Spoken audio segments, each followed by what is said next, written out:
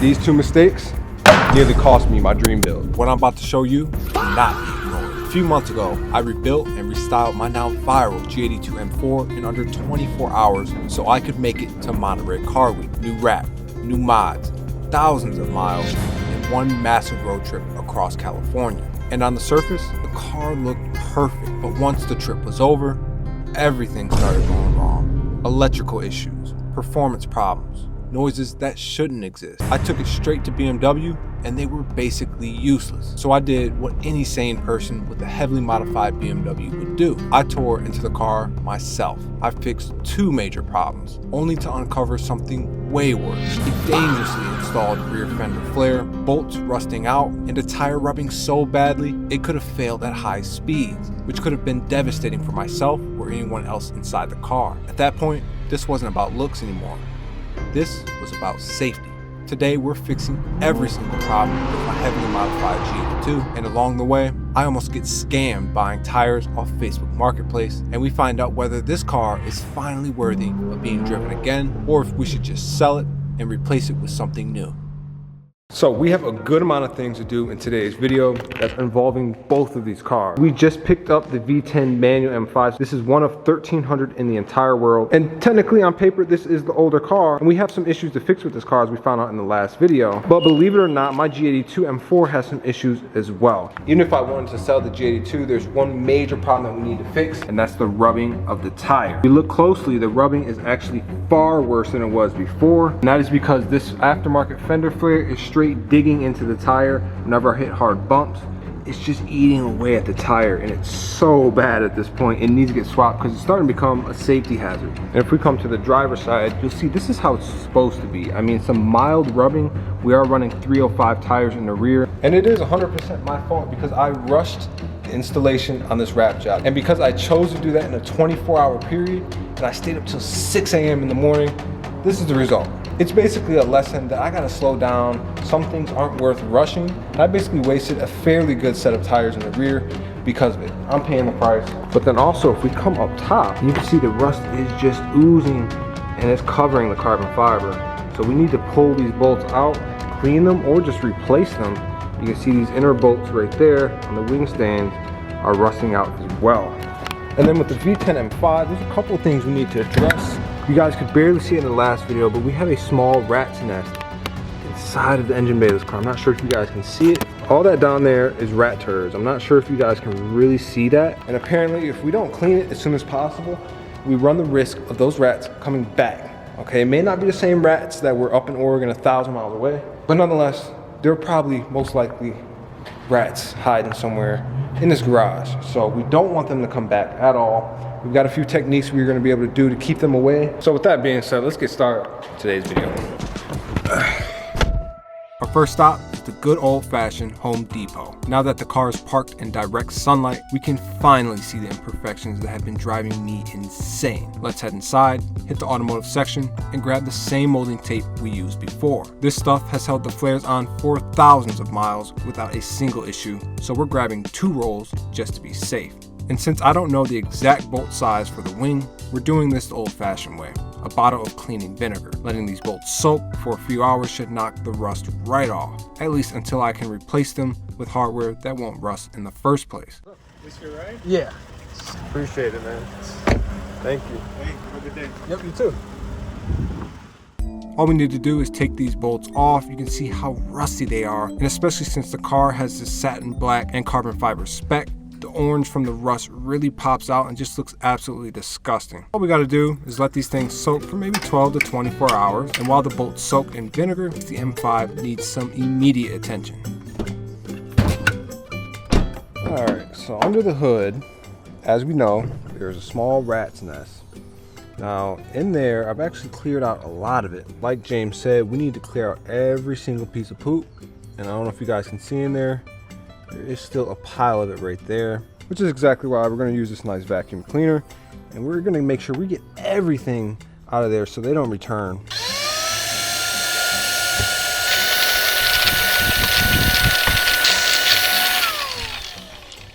Kind of hear stuff shaking in there. Wasn't shaking before, so I think we got it. So before, the rat nest was in this crease right there, and is now all empty. especially in that corner. That's what we just vacuumed out right there. You see that corner? It's nice and clear. So now we get to install the first modification on this car, and that's where we get to thank the sponsor of today's video, which is Wolfbox. I'm gonna give a huge thanks to Wolfbox for sending out the first modification for this E60 M5. This is a dash cam that's built into an actual mirror, so it turns the whole mirror into a camera.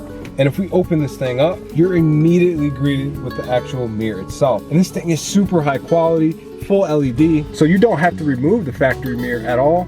You just clip this on here like that. Go ahead and take that off. That is the front facing camera right there. And this kit comes with 2 more cameras. For a super quick install, grab the included rubber straps and wrap them around both the OEM and Wolfbox mirror. Then you want to take the included DC adapter and plug it into the cigarette lighter.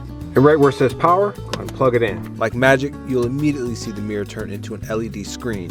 But man, the screen itself is extremely high quality. The G900 has built-in Wi-Fi and a split screen option, making this dash cam able to view multiple camera angles at once. And if you want to install the backup camera, I recommend running the wire through the license plate light hole, then running the cable through the trunk into the cabin. The front camera captures true 4K video, which means sharper detail, ability to read street signs, and license plates, which is crucial for those emergency situations. And when it comes to parking, the G900 has you covered in daytime or night. The nighttime capability is staggering. This camera brings out every single detail the other dash cams really struggle with. It also has loop recording, G-sensor impact detection, and parking monitoring. So if anything happens while you're away, it's captured. So if you are interested in modernizing your car by picking up a Wolfbox G900, I'll leave all links in the description. Keep an eye out for any discount codes to save yourself or a loved one some money. And with that being said, we have a lead on some Michelin tires to pick up locally, so let's get on the road.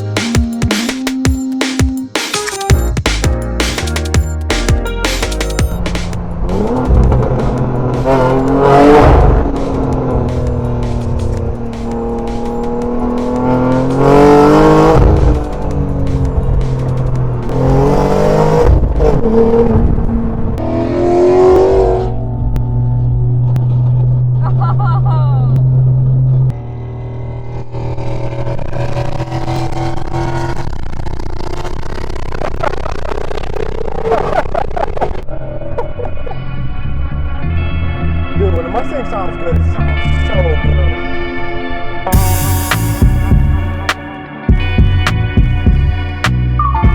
It's a decent area, I guess, for Facebook Marketplace transaction. So the guys selling the tires said they're in perfect condition, 75% tread, for $120. That's not bad, right?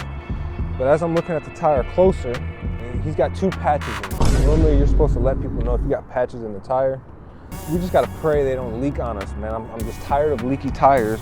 You can see, here goes one hole right there. It's in a decent place to get patched. Look, check that out. Got something going on here. Oh yeah, right here. So yeah, this is the second patch. We're gonna see, and you can see on the back side right here. Another patch. I mean, it's a good patch. I will give them that. But if y'all are selling stuff on Facebook Marketplace, just be transparent with people, man. Don't try and get over on people. I just don't like. Just be upfront. That's annoying. Anyway, slow these things up. It obviously is a risk getting Facebook Marketplace tires. We're gonna pray that these things hold air. The good thing is about this, we should be able to reinstall these flares, whether they hold air or not. We're gonna be able to reinstall these things without the car rubbing. Now it's time to pull this rear fender flare off and see what's really going on underneath. Carefully working the utility blade into a crease to separate the adhesive. This tape is no joke, and from experience, this is the only way to remove the flares without damaging anything. It takes time, patience, and a little muscle.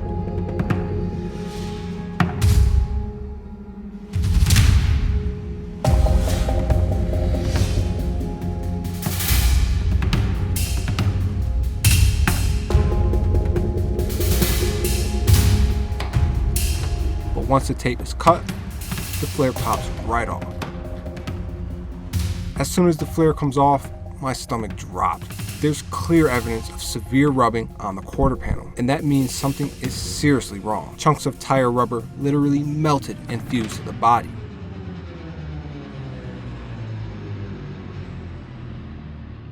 If you go to outside of flare, first glance, nothing's wrong with it, right? If we flip it over, we can kind of see where it was wrapped. All this is good down here. Then if we look closely right there, it's just been, I don't know if you guys can see that, it's just been rubbing hard. And this is like full fiberglass too, so it's taken out a good chunk of the fiberglass on the side. After taking a closer look, I noticed the passenger side ride height is about ½ an inch lower than the driver's side. As bad as that is, it gives me more clarity and explains everything. The tire was rubbing both the flare and the quarter panel because the suspension was sitting way too low on that side.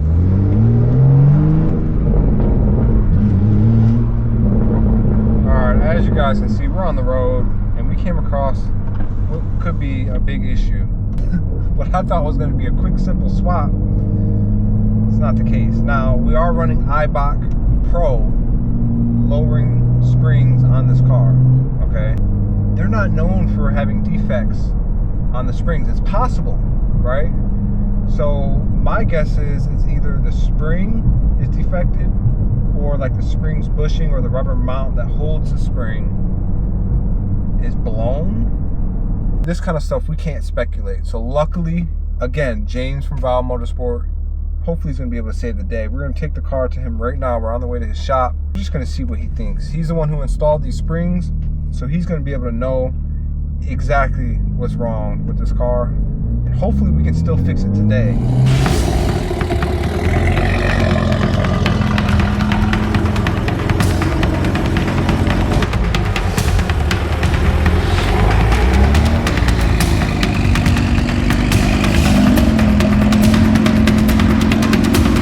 Shout out to the guys at Valve Motorsport for squeezing us in on short notice. We need to get this car in the air, fully inspect the suspension on both sides, and figure out why the passenger side is sagging.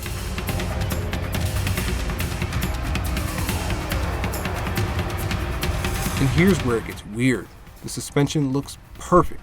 Both sides, springs, shocks, struts, everything checks out. No signs of damage, no obvious failure, and honestly, we're all pretty confused at this point. While the car's in the air, we at least get to take care of our known issue with this car, which is replacing the valve motors on the titanium exhaust. My neighbors will be super happy about this. These have been acting up for the past 3 to 4 months, so it's long overdue. Oh yeah. Ooh. Yeah, perfect. Try it again. Ooh. Here you go. Yep. Okay. That was so satisfying. I saw it slip right in. You gotta just.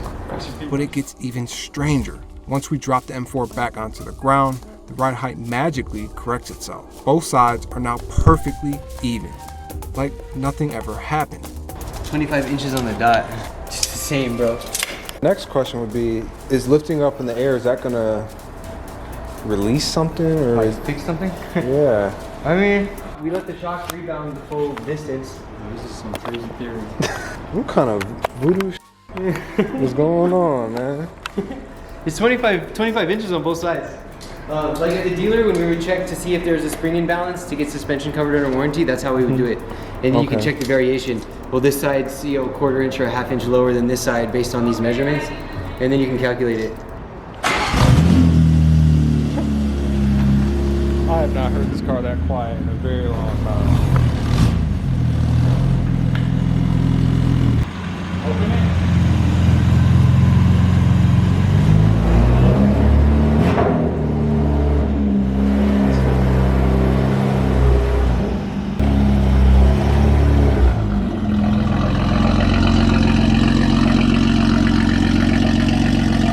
So James is gonna take it down the block real quick. The ride height seemed to have fixed itself. Once we brought it up in the air and dropped it, it's noticeably higher than what it was before. So he's gonna take it down the street and back. We're gonna see.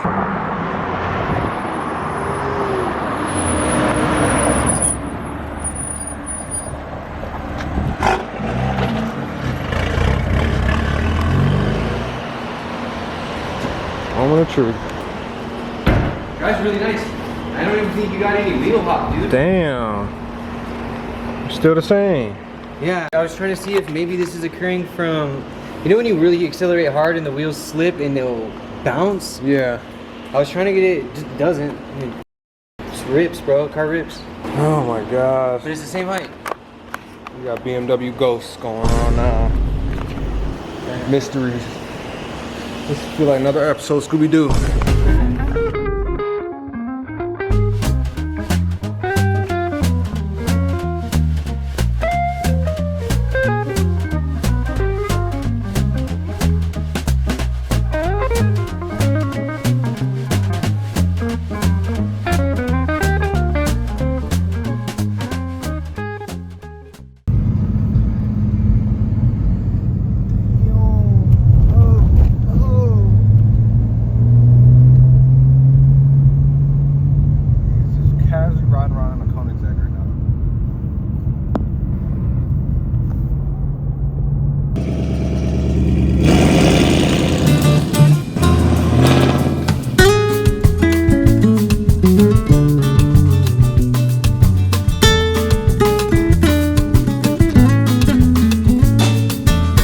Ride height seemingly fixed, it's time to throw on the cheap marketplace tires. I honestly have no idea if these things will even hold air, but if the ride height drops again, at least we didn't burn money on brand new rubber.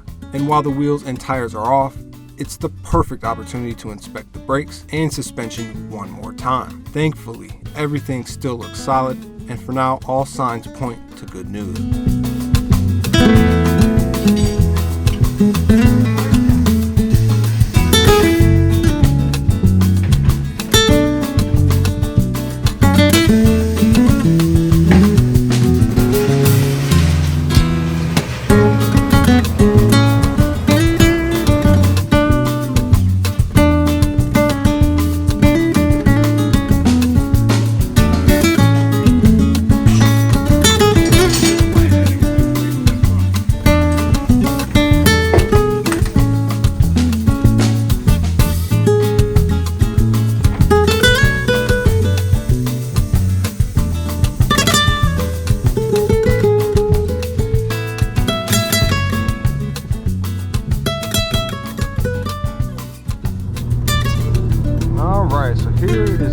Test if there's going to be something wrong happening with that suspension spring and that tire.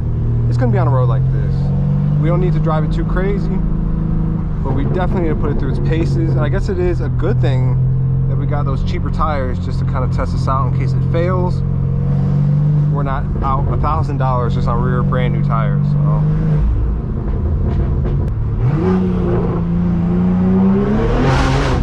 oh my gosh.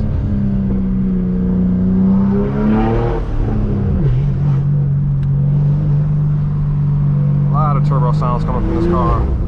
Another Lotus. I'm also realizing if everything is working well, we'll be able to enjoy this car like how it's been meant to be enjoyed. I mean, we got the valve exhaust working, the tire fixed, the flare refitted, even got the shift lights back on the steering wheel. I mean, it's looking good. It's looking promising.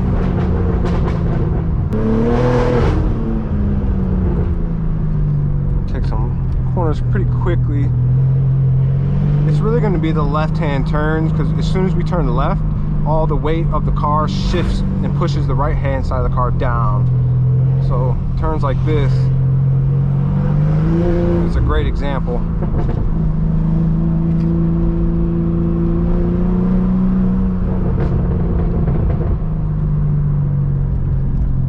And then here we can test out the closed valves too. The car is nice and quiet. It's a big dip right there. We're hearing no rubbing so far. Before, we would already hear a lot of rubbing.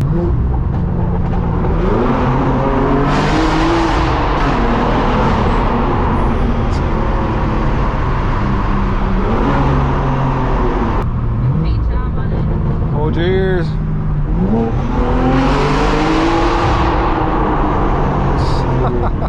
Oh my goodness, this car is so freaking loud. 2 horsepower versus 600. Here goes the moment of truth. This side, I mean, these tires are a little rough on the edges, but it looks good. No rubbing there. And then on this side, oh, wow, appears to be good. No rubbing. Everything looks good. I mean, we might have some very subtle rubbing that we saw. That's normal because these tires are wide. But guys, if we would see a big crease in here, if something was still wrong with this car. And also, we can fit most of our hand in here. As where before I couldn't even get my knuckle in there.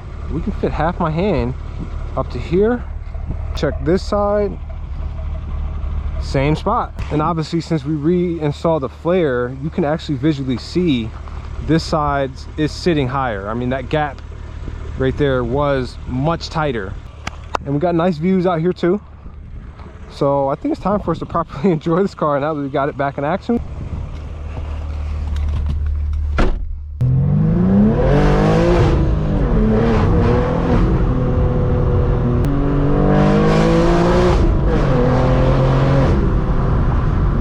From the Bridgestones to Michelins, I feel like the Michelins are just a little bit more firm, but aside from that, the car is riding pretty much the same. There was not much of a difference. Looks like we got a Porsche on us. Let's hear it again.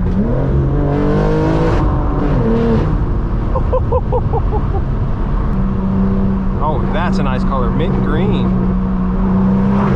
GT4 RS.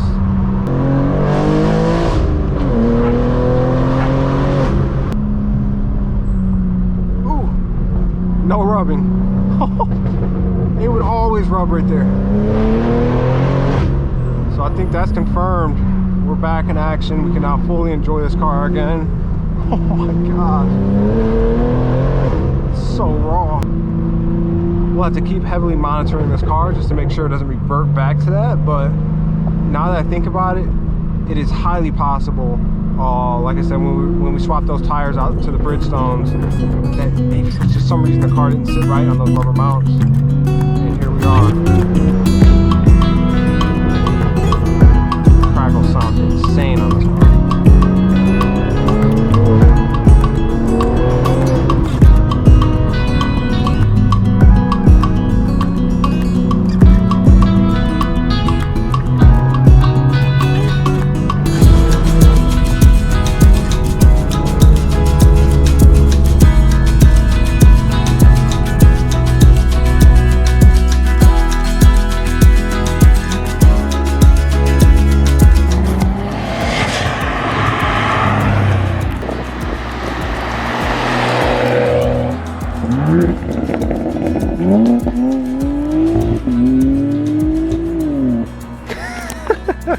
I think this is a perfect analogy for how I'm feeling right now. On top of the world, because this car has been giving me headaches, as you guys have seen, for the past at least 3 months. We're finally getting somewhere with this car. I think it's in a good place to say it's fixed. We just need to clean the car up. It's absolutely filthy right now. We've got handprints all over it, but the flare is fitted on. The tire is good. It's showing normal signs of wear because I really hit some of those corners really hard, and that's fine. Typical wear, the same wear that we saw on the other side with the Bridgestones. After all the harsh turning, I think this is a great sign that both sides are matching ride heights. And nah, fully, this car just feels right, especially knowing I can drive it really hard again. Not really worry about shredding through tires every couple weeks, because that issue has really been a thing with me. Haven't really shown you guys too much on that, especially since I fixed it with the Miami Blue. But now the car, it's just parked up here, looks absolutely insane. So this is the part that failed. This is the factory spring on this car for the rear. And this is the only part that controls the ride. It's not to say that this part failed. It definitely has some kind of fluke going on. My guess is there's a rubber mount that sticks to the top and a rubber mount that sticks to the bottom. Maybe when I put those Bridgestone tires on, we're obviously speculating, but maybe it didn't sit directly flush on that rubber mount. Maybe it was like crooked to the side a little bit, which added more stress if you squeeze it down. In turn makes the ride height a little bit lower than the other side. It's been fine ever since. So we put in at least 150 miles on the car and we've had no issues. But I definitely need you guys' help because I want to know if anybody has had this issue in the past, if you guys can help me figure out exactly what went wrong.